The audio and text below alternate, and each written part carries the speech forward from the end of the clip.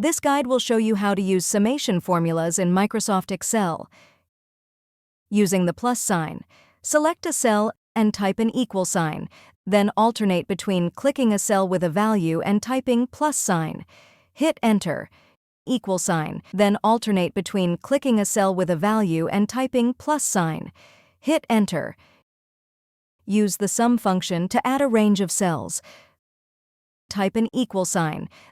Sum and the cells you're summing enclosed in parentheses. The sum if function allows you to sum values when they meet a criteria. Type equals sign sum if. Select the range of cells you want to sum, comma. Type a numerical criteria in double quotation marks, then closing parentheses. If you're using the optional parameter, create one column with number values and a second column with a conditional value. Type equals sign sum if. Select a range of values to compare to the criteria, conditional values, comma. Type criteria in double quotation marks, comma. Select a range of values to sum, then closing parentheses. Hit Enter. Type equals sign sum ifs. Select the range of cells you want to sum, comma.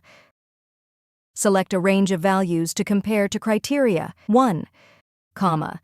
Type criteria in double quotation marks, comma.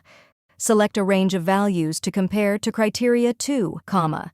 Type criteria in double quotation marks, then closing parentheses.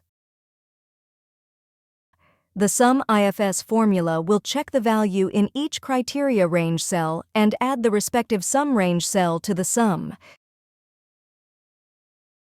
If you found this video helpful, kindly like and subscribe. You may also click and turn on the notification bell so you can be notified from whenever we release new videos.